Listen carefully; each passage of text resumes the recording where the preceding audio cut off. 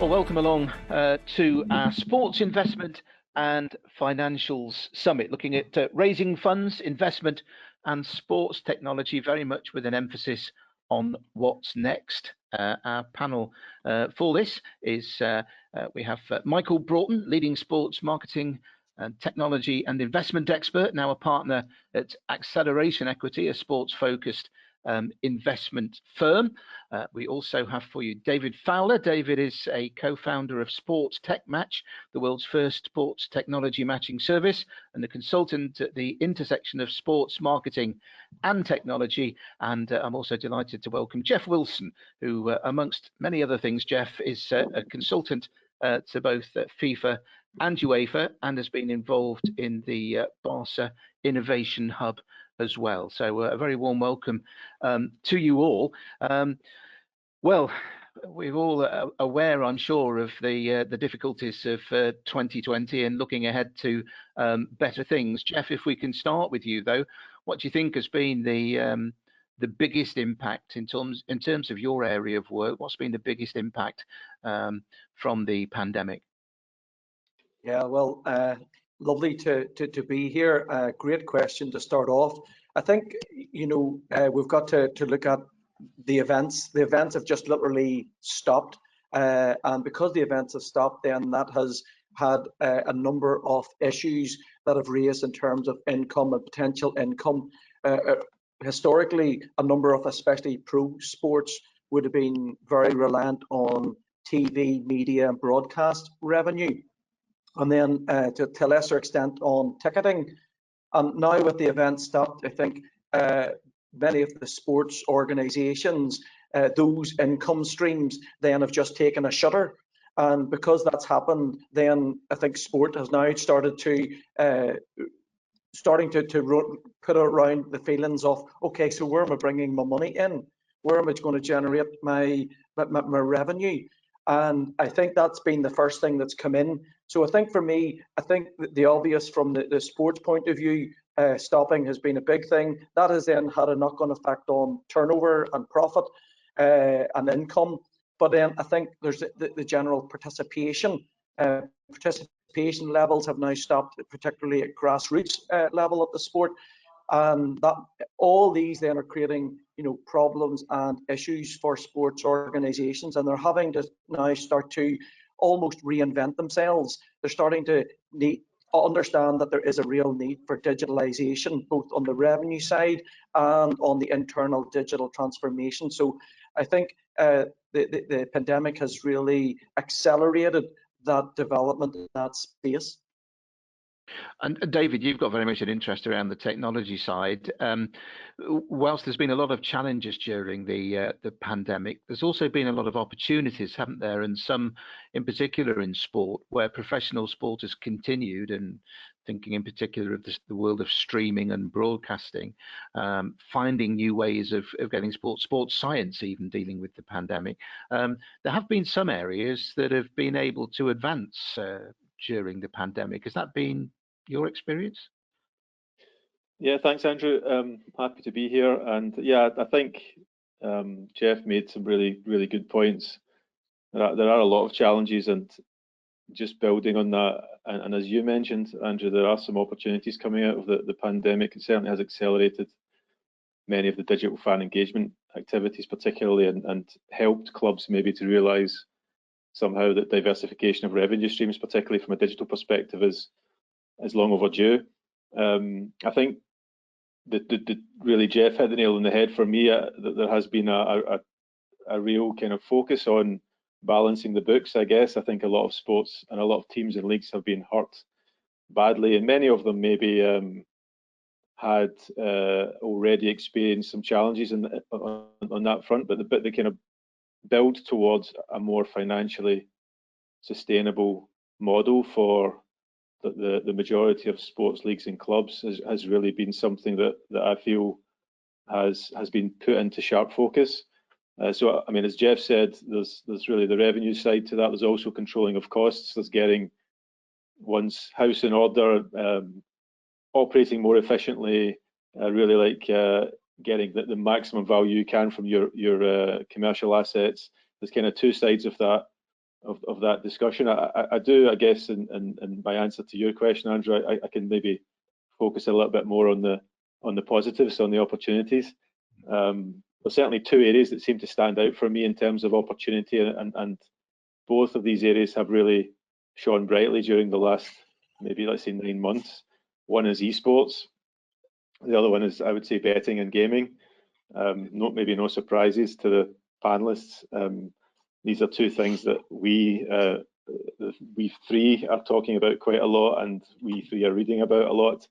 I think esports has, partly because of, as Geoff said, the lack of live events, become a kind of go-to for many sports clubs and leagues. We saw this week UCI organising the first virtual cycling event with Zwift, an excellent, maybe more hybrid physical virtual event, which really shows the opportunities to, in this case, also collaborate with marketing partners. Amazing to see UCI taking that step. We've seen loads of innovation in this space, obviously not without its challenges. We have, going back a few years when I was at FIFA and working on the FIFA E-World Cup, the esports space can be challenging. There's a lot of dynamics to consider for sports rights owners, most notably on the games publisher side.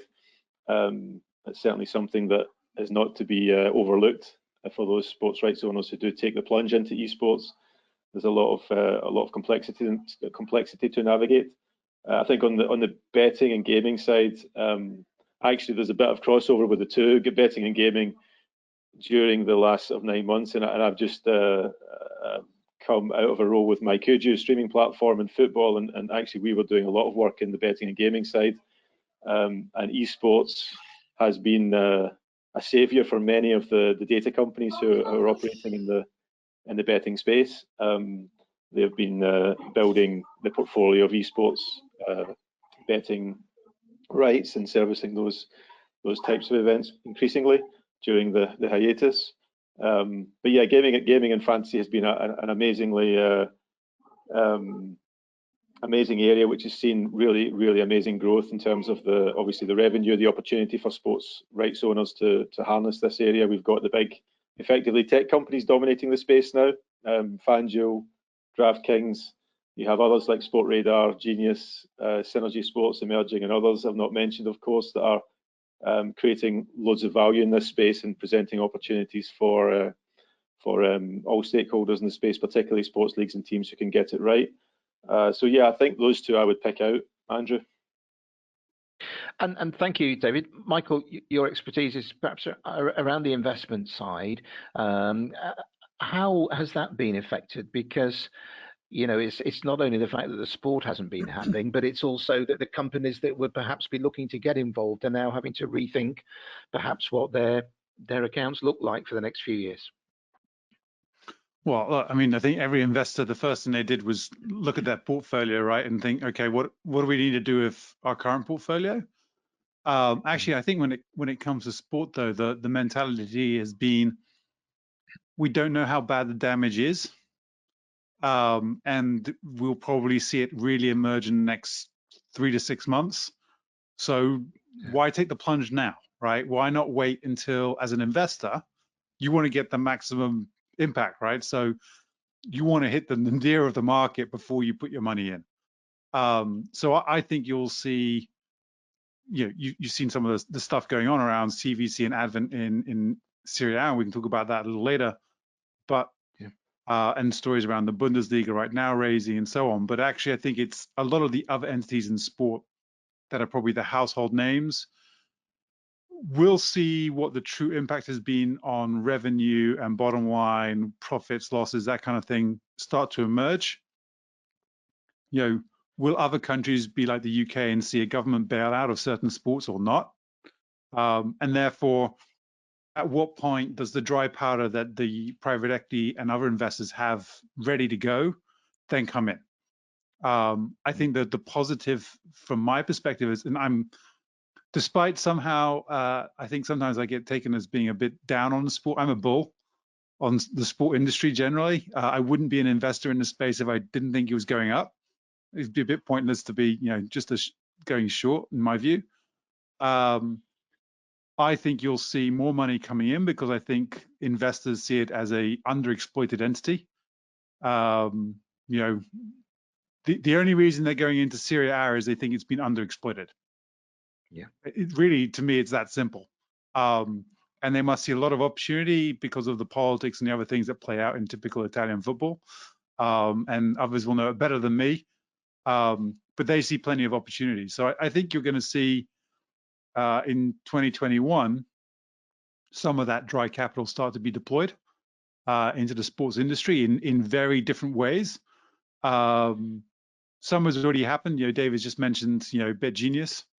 They're listing via a SPAC. You know, there's a whole host of other companies that are talking to SPACs about raising capital via effectively a reverse IPO. But from an investor perspective, I would say the next 12 to 24 months are probably going to be pretty exciting. Thank you, Michael. Geoff, it would be wrong perhaps for me to suggest that, you know, the pandemic has caused these huge problems and none of them were there before, because of course some of them were. What do you think are the main problems that sport's going to have to look at, regardless of COVID? But I mean, in terms of the way forward for sport, there were several sort of warning signs on the horizon, weren't they, before this happened? And have they been slightly shoved to one side? Do we still need to tackle some of those big fundamental problems?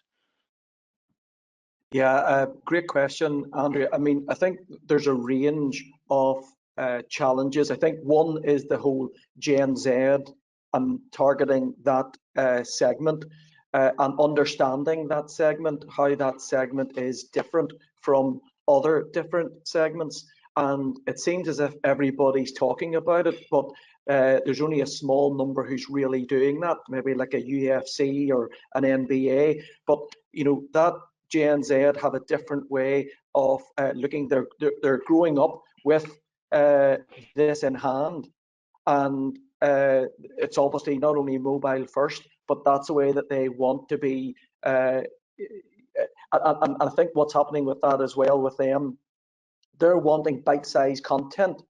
And I think that's where maybe some of the concern would be, you know, watching a full 90 minutes of a game. Like my son doesn't watch 90 minutes of a game, but he'll watch highlights or he'll watch other content around. So I think that whole Gen Z is one area that sport needs to really take notice of.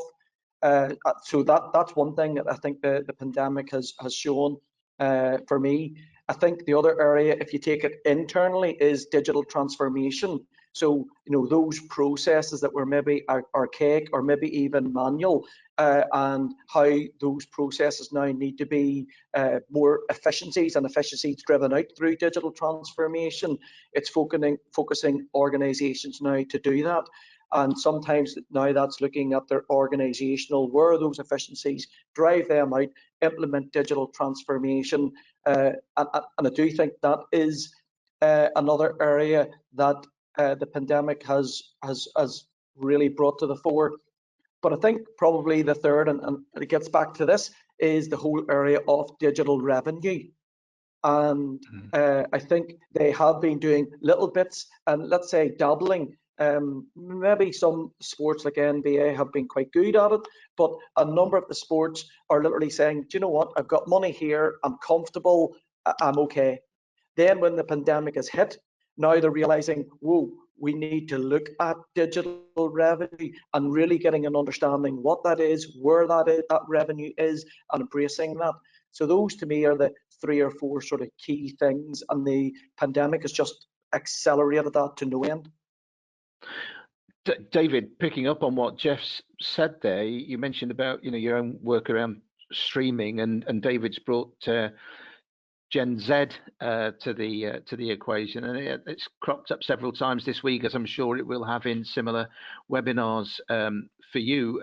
That was a problem on the horizon before, wasn't it? That sort of the 18, 25-year-olds just aren't necessarily engaging in sports in the same way. Major sports have been dealing with the drop off in participation post 16 for many years now. But in terms of the digital world and the streaming world, second screening, as Geoff said with his son, if a family sat around the television watching a sports match on the television, the chances are the teenagers in the corner reading about it on Twitter or whatever. I mean, how is sport going to address that? And indeed, is it a problem? Is it a welcome challenge to be embraced? Yeah, I think the good thing is there seems to be a general recognition of this challenge that Geoff described, diversifying revenue streams, growing digital revenue streams. I was part of a workshop last week. We had over 100 international federation representatives in a workshop, and we polled them on where they see innovation, maybe not known for driving innovation, those organisations, but certainly we polled them on the direction of the innovation they want to take in the coming year, and certainly amongst that group, the top answer was business model innovation as opposed to process or product and other forms. Also reading the great PwC report that I think Michael was involved in, there seems to be a general appetite to more than explore, but to actually sort of remodel the typical traditional business model of a sports club or league, which is refreshing to see. I think I was part of an event also last week, and a friend of mine, Carsten Toda, who's former Synergy sponsorship exec and now founder of Avatar, an influencer-led event. He spoke a bit about the innovator's dilemma, which is a fantastic analogy for sport, and one that kind of brings me back to this point of Gen Z.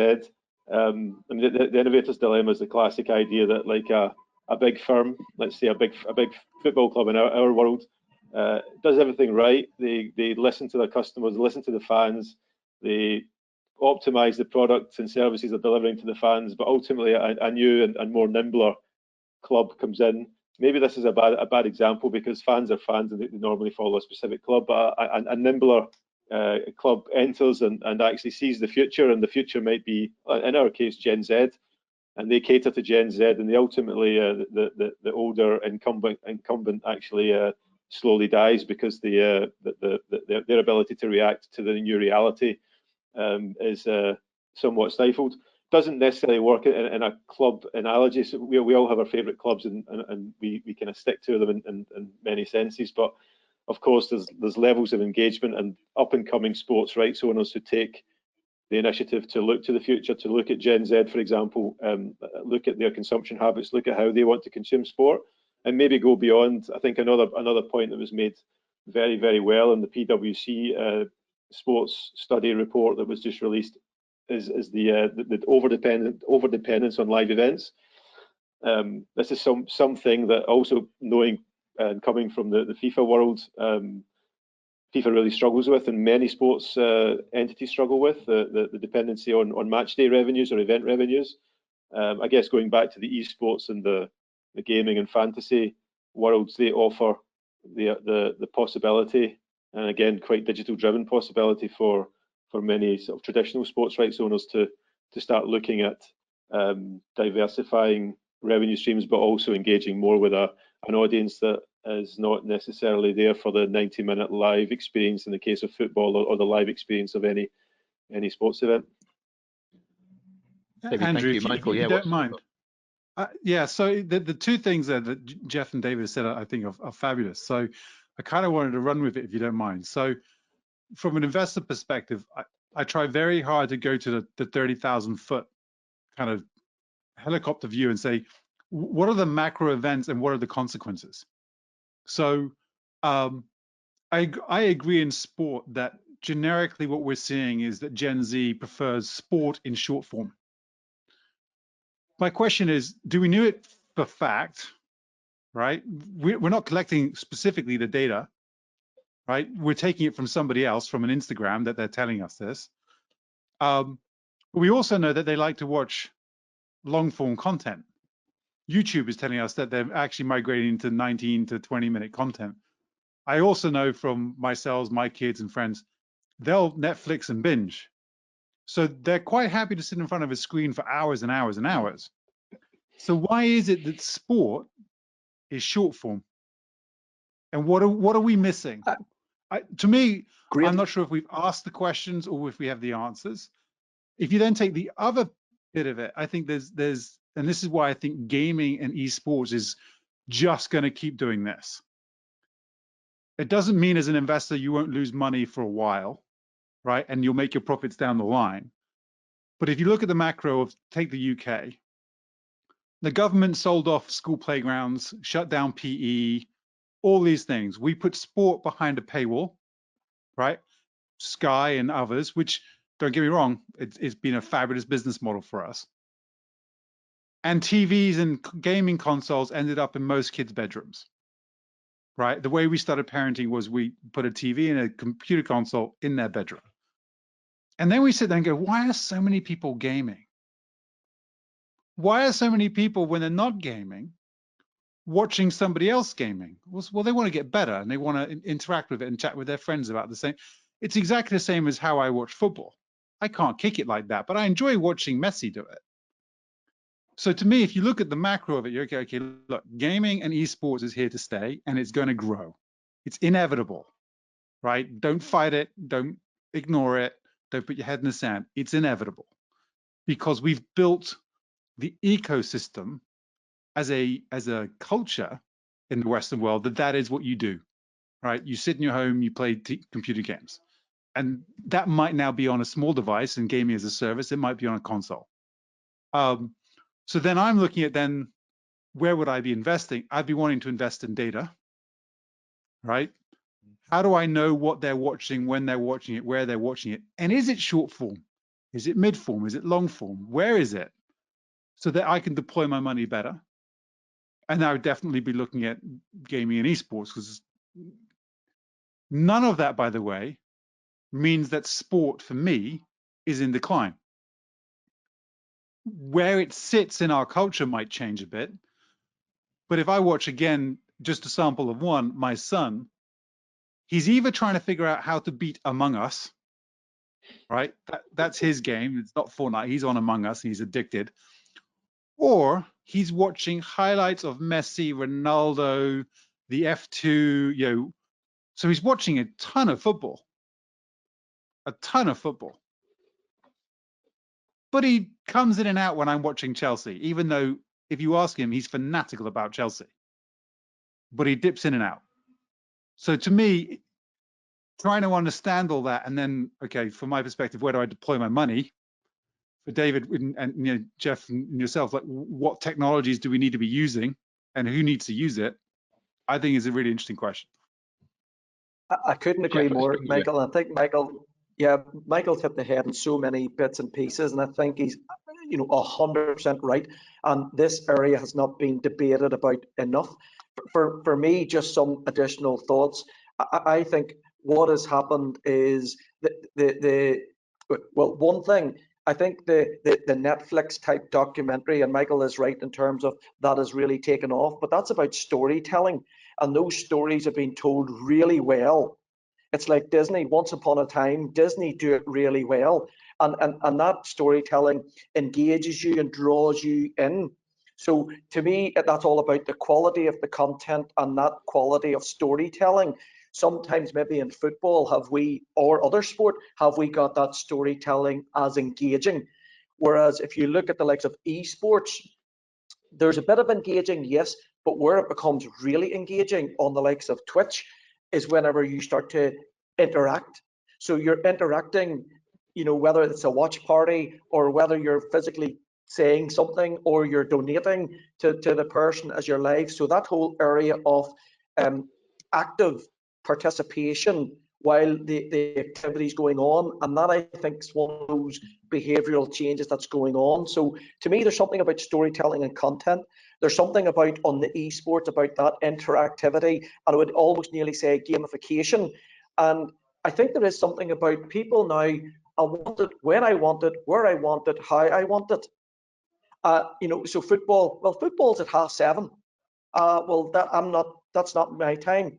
So it sometimes is structured like that, and that's where you start to see different, I think, formats of the game. And then my last comment is this: I think what will be very interesting is what the value of highlights footage will be in the coming years.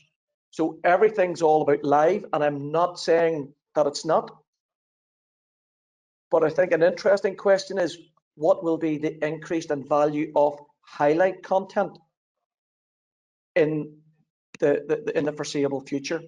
But Michael raises an amazing first-class point, and those are just some of my initial thoughts. I don't know whether, David, what's your thoughts? Yeah, David? I think the point on data is really good, Michael and Geoff. I think we talk a lot about data as well, like, and I do agree with Michael. There needs to be more of a challenge around our understanding of how sport is consumed across different segments. I guess the terms Gen Z and millennials, they can be quite clouded and quite difficult for us to grasp sometimes, because we forget we're talking about, you know, potentially 1 billion people, or if we segment it down geographically, maybe you're talking about millions of people. It's very difficult to generalize, but I guess we have to make sense of it all. I heard a really good analogy the other day, so I'm not claiming this, but a colleague in the industry said to me, data is not the new oil, data is the fumes, insight is the oil. And I think that's where we as a sports industry are getting really like too focused on this word data. And in many cases, I often hear, like, also in a sponsorship context, we need email addresses, we need one-to-one contact. I totally agree with that, but without context and without the right information to engage on a one-to-one level, without the insight behind the data. So the data might be an email address or a contact information. That might be something. It can be, obviously, it can be a lot of things, but just to use that analogy, I think it's really powerful. And I do agree that it all really needs to start with a strong understanding of who the individual you're engaging with. And I actually think if you take this to a more kind of technology-driven level, the role of artificial intelligence and machine learning, we did a little bit of it in the last couple of years in my previous role. I'm not a machine learning or computer vision or AI specialist by any means. And frankly speaking, it's far too complicated for me to even start to understand. But I think the role for AI to play in the sports industry and across a number of use cases, and just going to the data point to really help us understand who we're talking to on the other side on a very individual basis, and do that at scale, is probably one of the most exciting things that we face as we stand here right now. It's a great point that Michael's made about taking it for granted that, you know, this thing about Gen Z, isn't it? Because, as you say, you've raised some great examples with Netflix and binge watching of how different generations can absolutely you know, focus on something if they want to. I mean, that leads to the question really about technological innovations, Michael, and those investors we were talking about earlier, and the special purpose acquisition companies, SPACs. Where will people be looking to put their money then, do you think? Because you hinted that it would probably be in e-games rather than conventional sport. So it really depends on the type of investor, right? So I can see just like Sinclair bought the RSNs, right? I can see others buying, and you just saw stories today in the FT about people wanting to buy DirecTV out of, I can't remember the company, but they're trying to buy out, you know, DirecTV, which is a satellite business. And that will be, they'll see value in that it's an over-leveraged business. So it's more about financial engineering, but its main rights that it has are your Sunday NFL ticket. Can it keep doing that? I don't know, but I'm sure whoever's looking to back it will be sat there going, can we hang on to the NFL deal, because that's going to be a driver for revenue growth. Now, what's the appropriate level of debt? I think the fun one we've seen with SPACs is everyone's saying, oh, they're going to buy a bunch of sports teams, which then got accelerated when the story came out that, you know, Red Bull is meant to be speaking to the Fenway Group. And I think for me, there's kind of a misnomer there, which is that the Fenway Group is not Liverpool, and it's not, you know, the best baseball team in the world, the Red Sox. Speaking from a guy who lived in Boston for 4 years. It's also Roush Fenway NASCAR team. It's also a regional sports network in Nesson, right? So you've got 3 different sports, a TV network across 3 different geographies, running seasons at different times. This is a very different thing to buying a football club, right? So a SPAC it's effectively a cash shell listed business that is looking to deploy its money and buy something. If it's raised $100 million, it wants to spend a minimum of $500 million. And you generally do a SPAC north of 100 million. So you're talking big money. The Red Bull one, I think they raised what, 400 million? They're valuing Fenway about 8 billion. Right, so they're taking a minority stake. So how many sports teams do we think are going to be worth between 500 to 3 billion? And how many of those sports teams are meant to be, should be, a publicly listed entity? Right? Now, it's working for Juventus right now with Cristiano Ronaldo, and there's no reason why it can't work. But Chelsea were listed and had to delist. Tottenham are technically listed as a PLC, but came off an exchange. So you've had this really weird moment in history where football clubs thought we'll be listed, and then they found if you don't hit your numbers and you can't project 5-10% growth each quarter like Man United can, then the market will hammer your valuation, your ability to raise capital and then spend it. So you're more likely to see a SPAC go and say, well, BetGenius, Sport Radar, these are companies that it doesn't matter what sport, when or how, it's that it's happening. And they've got the data to it and you can make a bet on it. So this is happening. They are trading 24/7 around the world.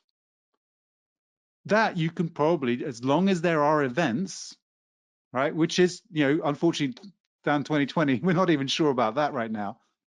But as long as there are events, they can make money. So betting companies, data companies, broadcast companies, I think all of them are in play.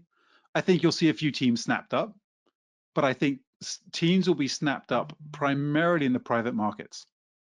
This will still be private equity or family offices saying, sport, and I'm trying to do this personally, sport is right now undervalued or about to be undervalued because of what it's just been through.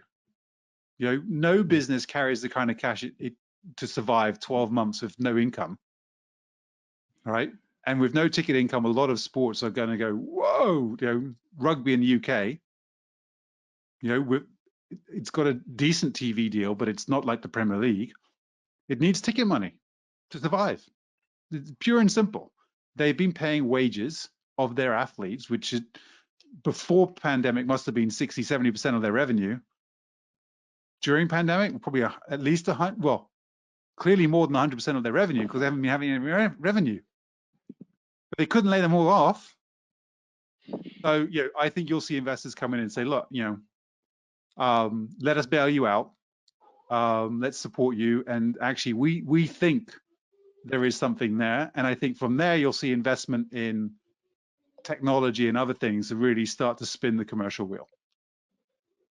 Geoff, I know you lecture in sports marketing and you've been involved in the Barca Innovation Hub. So just a sort of a different angle slightly on how you see people, the sports world responding to what Michael is saying, because I mean, it's a great point that he makes, and there's almost a void developed that it's got 2020 written all over it.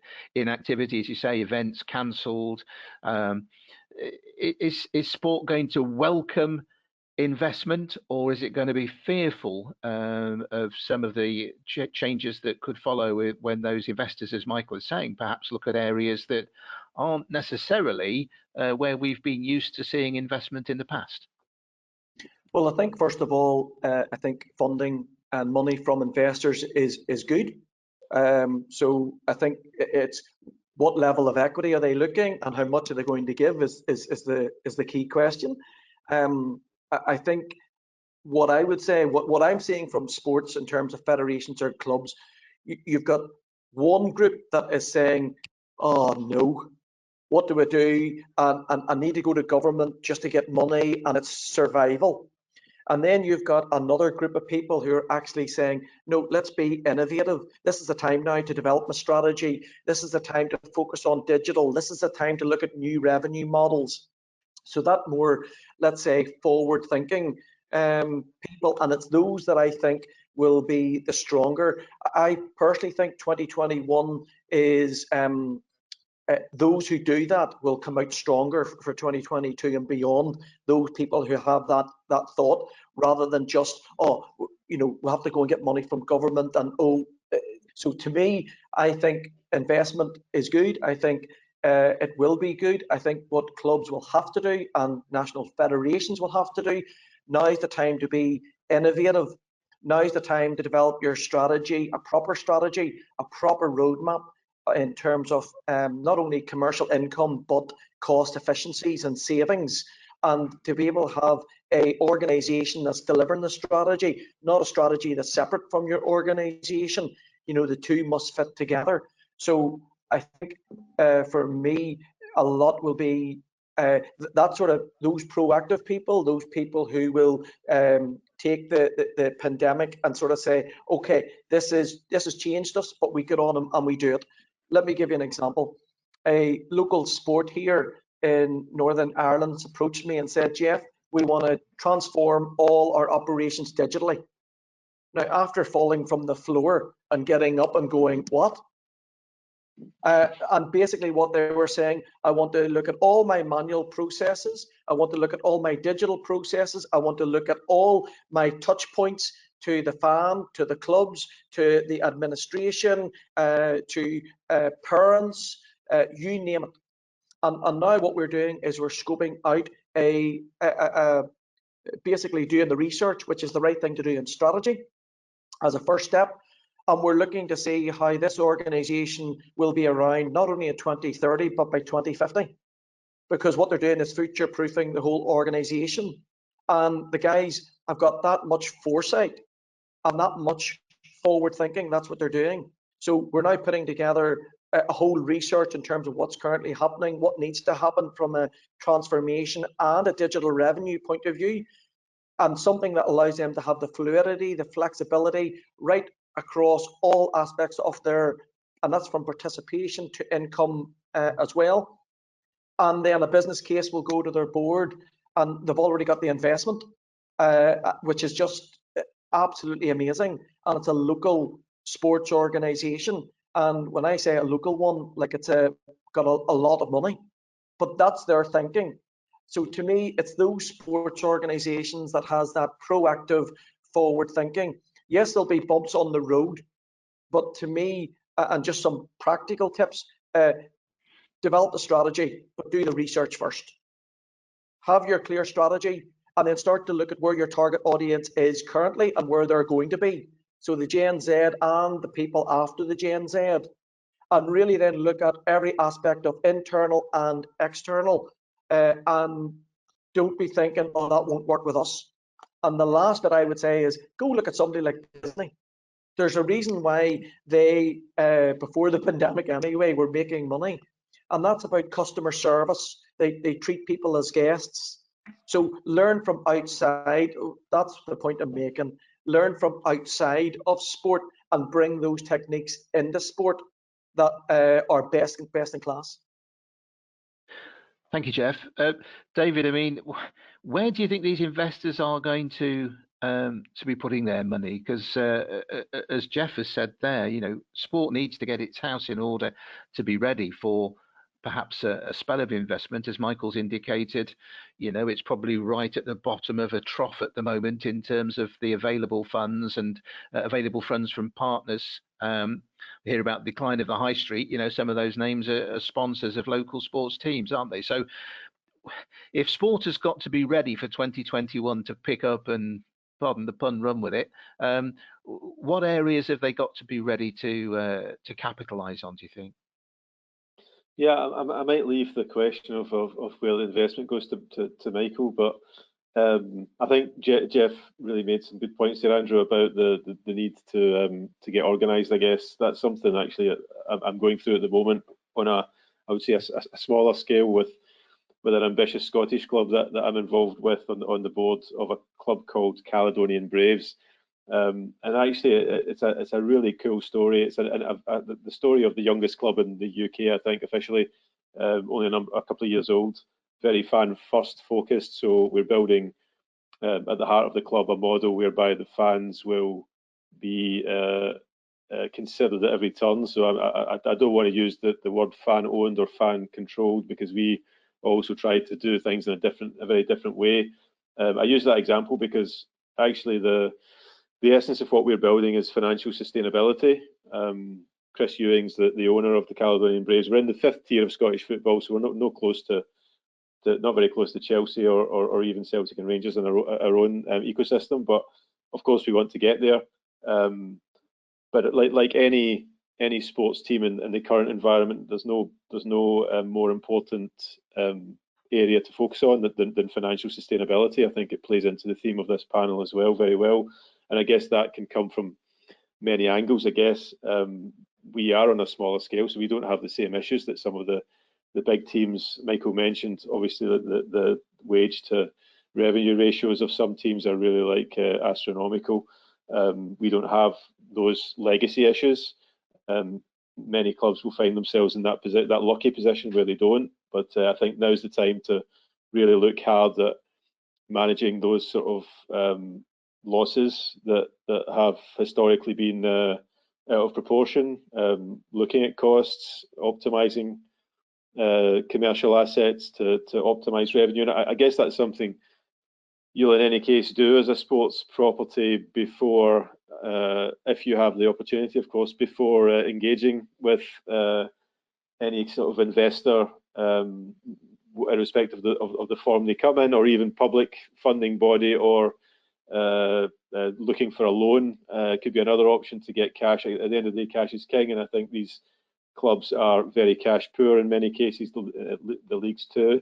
That's one of the key challenges they face. But I think, and it's where I really see Geoff's point of understanding the context, putting together a clear direction, because I think if clubs are looking to grow out of the pandemic, many need investment, but they first need to get their house in order. Maybe that comes together with the expertise of a strategic investor.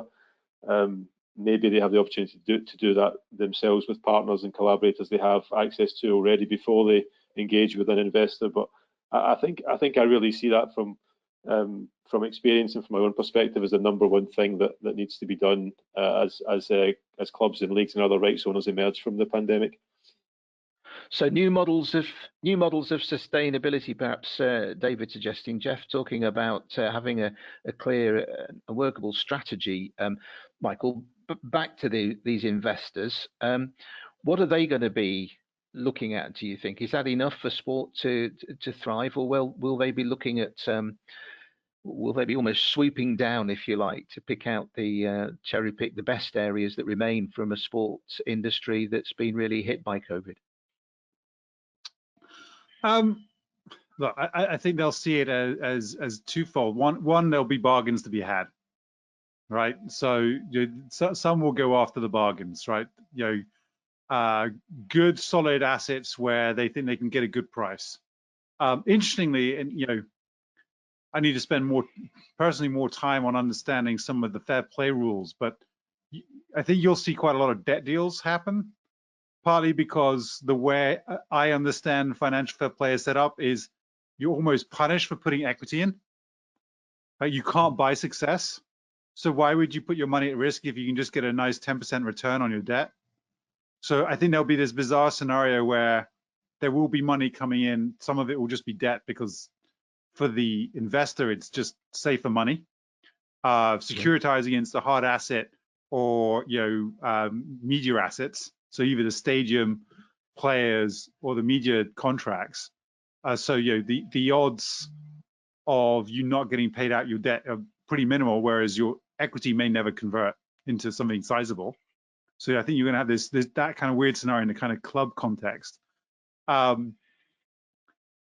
me, as an investor, what I would look at is does the management team, because that's ultimately what you're backing is the management team. As an investor, you're not going to run it. Do they get it? do they understand what is actually happening in the world, or are they just sat there going, I need some cash? If they actually, because I mean, I sat through a presentation. It was 67 slides long, management presentation. It had one slide on how they made money. I'm like, well, I know there's an opportunity there because clearly they're not looking at it hard enough. But in a management presentation to raise capital, there was one slide on how we make money, which was kind of the assumption, well, we're in sports, we'll always make money. You know, I need something a little bit more secure than that to put, you know, serious money at play, or to get my, you know, the investors I'm working with to put serious money at play.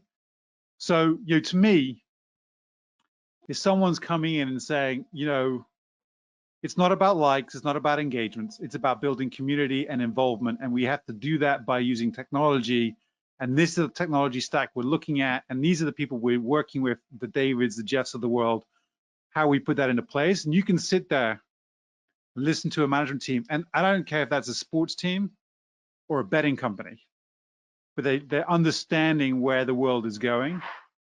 Now I'm interested. The fact that they might need cash now just means they're in the same position as most businesses in the world right now. Right? Most people are not ready for a pandemic. We never will be again either, because you can't hold that much cash on your balance sheet. You just can't. It's inefficient 99.9% of the time. So, you know, to me, okay, you sit there and you say, it's not quite an asterisk, but okay, this is bizarre. Are you doing what Jeff said and actually understanding where the world will be when we come out of this and what you need to do for that?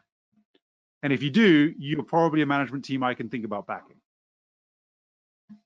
That's interesting, Geoff.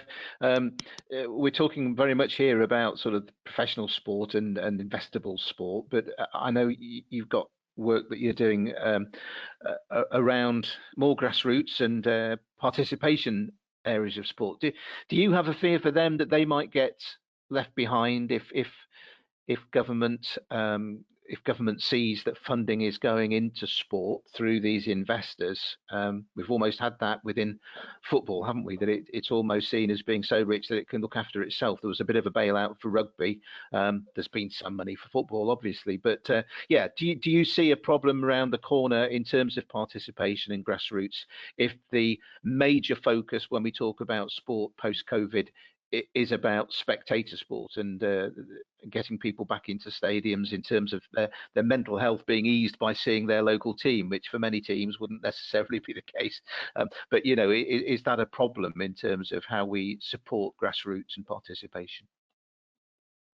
Yeah, again, a great question. So I'm involved in an amateur club in Northern Ireland. My dad started it, so I've got an emotional tie into it, and it's all voluntary. We've got our own facility that we purchased. Near put us under because we purchased the land.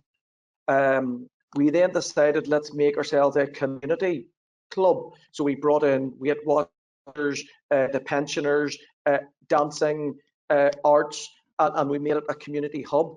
And we have just got planning application for a £1.8 million community hub, which on one side is the community and business units, and on the other side is 250-seater stand.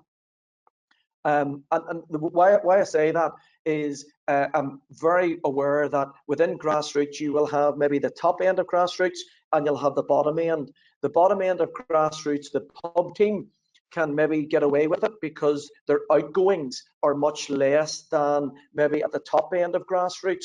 So if you're at the bottom end, you're paying pitch rental, you're paying the referee. So if you have no match, those can be absorbed within the membership. If you're at that maybe the more top end of grassroots, you will have a bar, you will have a range of other outgoings that will be happening. And what I'm saying now is the clubs that are surviving are those people that are focusing on the community and accessing community grants and bringing in community organizations and having a community impact. They're the ones that I'm seeing are the ones that, you know, that are going to survive. I do have a bit of a fear about participation.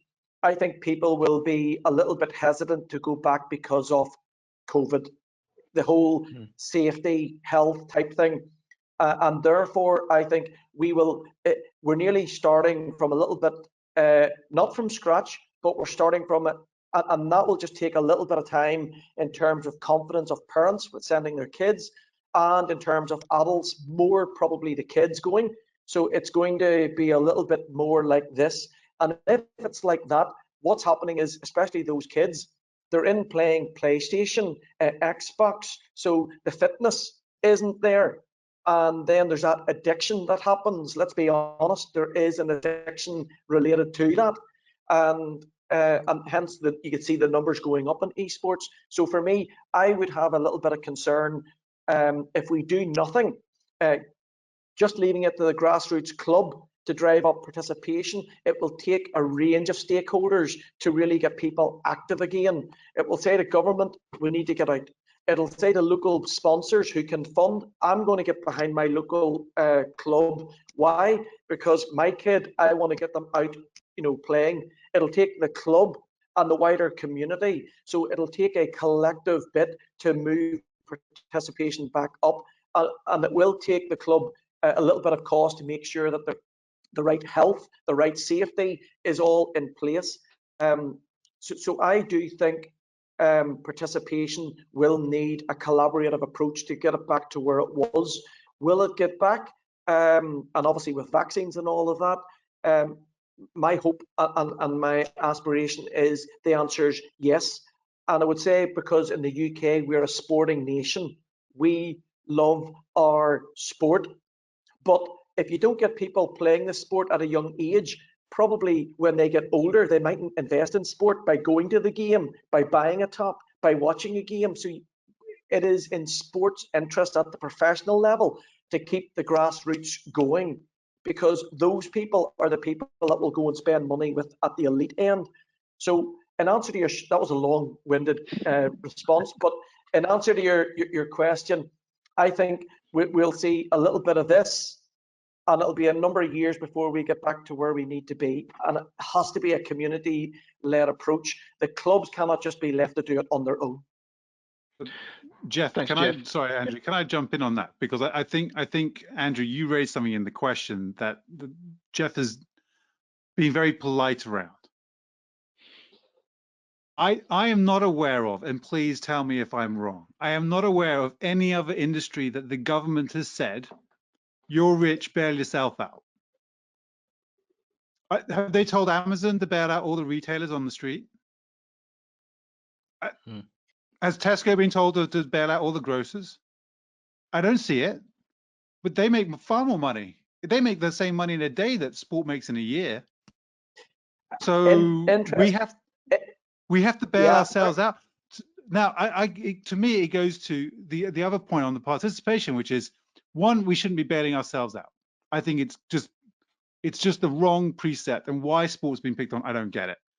But two, one thing we do know about the coronavirus, proven over and over again, is if you are fit and healthy, you are far more likely to resist it, right?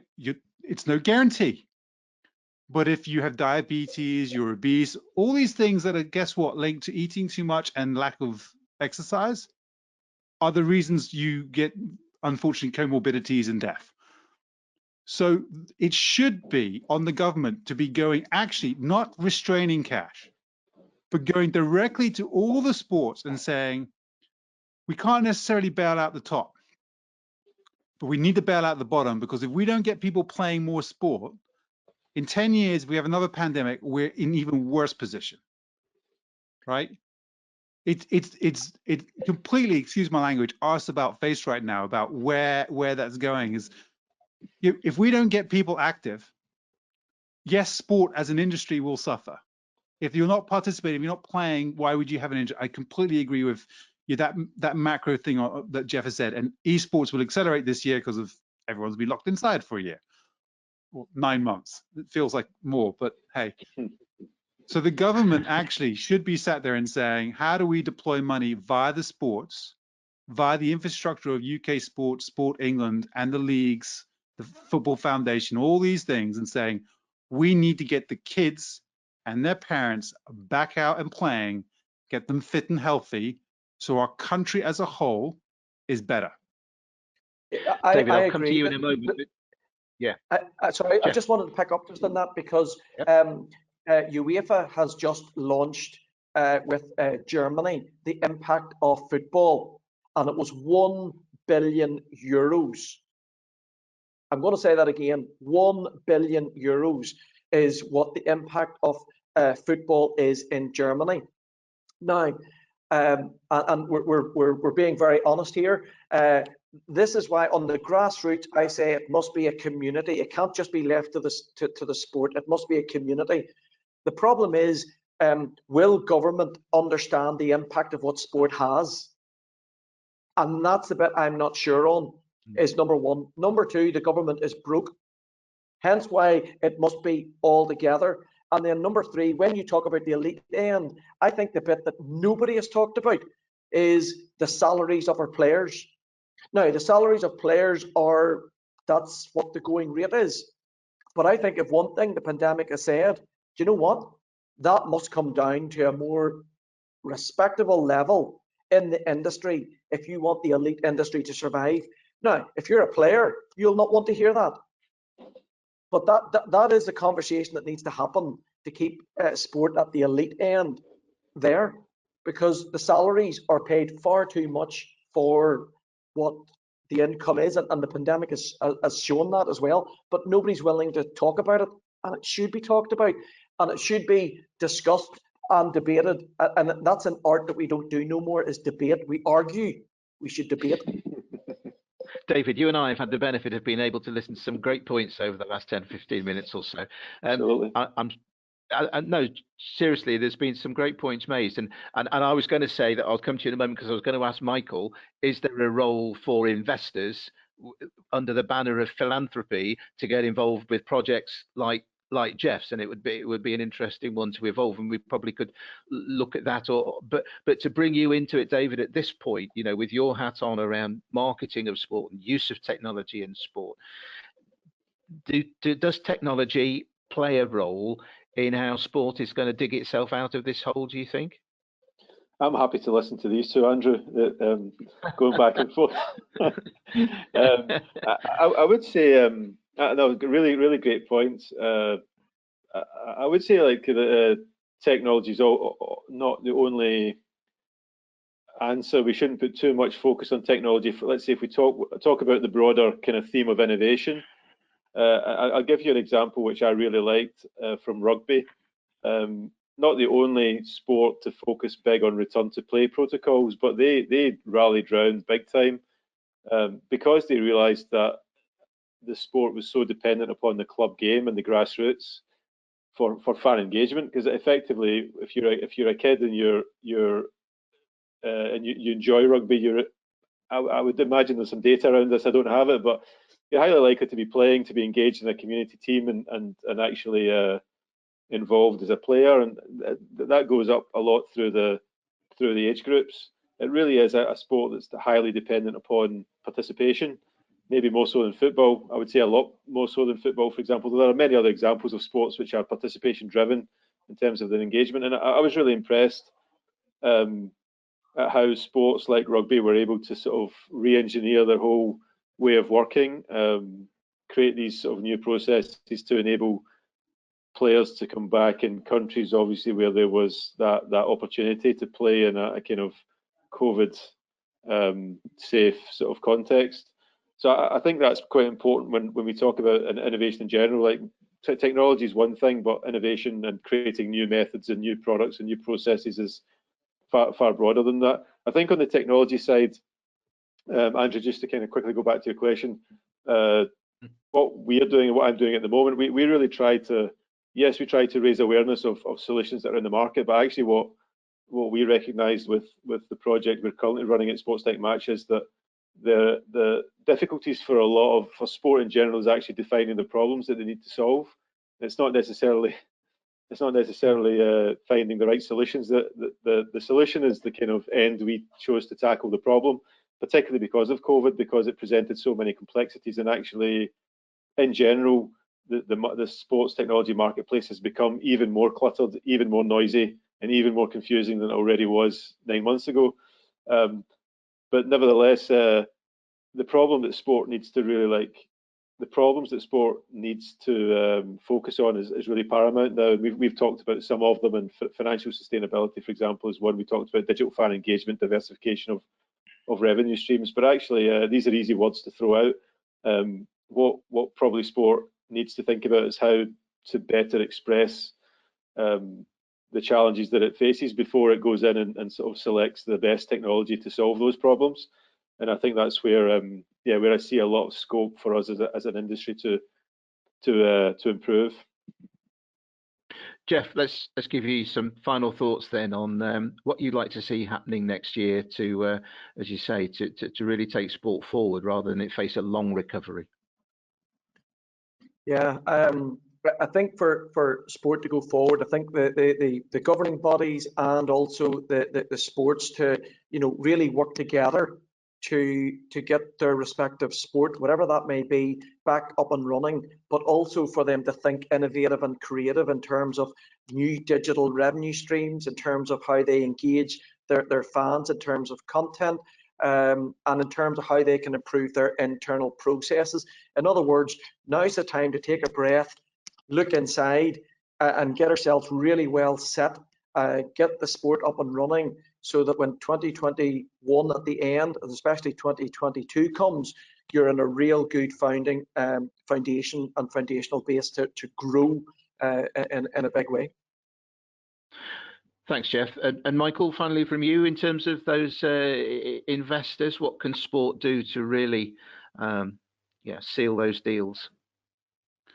Well, I think for sport to thrive, the best thing would be for them to be more collaborative, as Geoff has said, right? So I love when you see the NFL raising debt at 2% and then partitioning it out from the league, who's got a better credit rating, to the teams.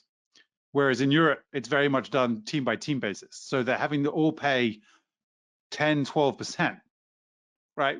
That, to me, as an investor, keep doing that, guys, because it gives me loads of opportunities, right?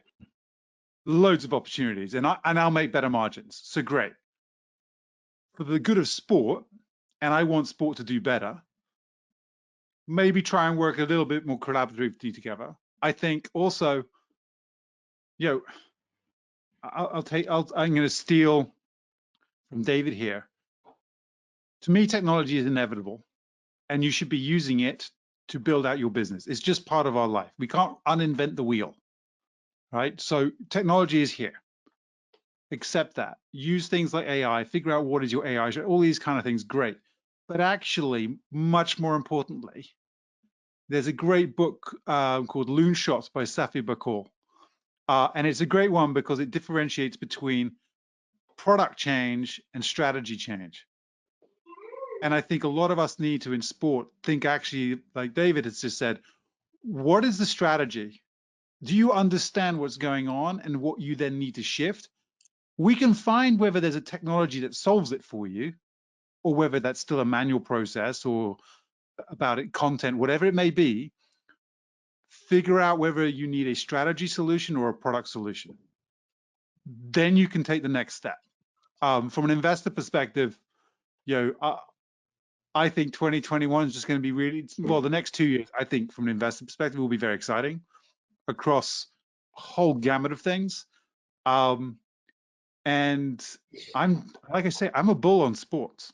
I think this will help us bizarrely unearth untapped potential in our industry. And it should also happen at the participation level, not just at the elite. Yeah, right across the board.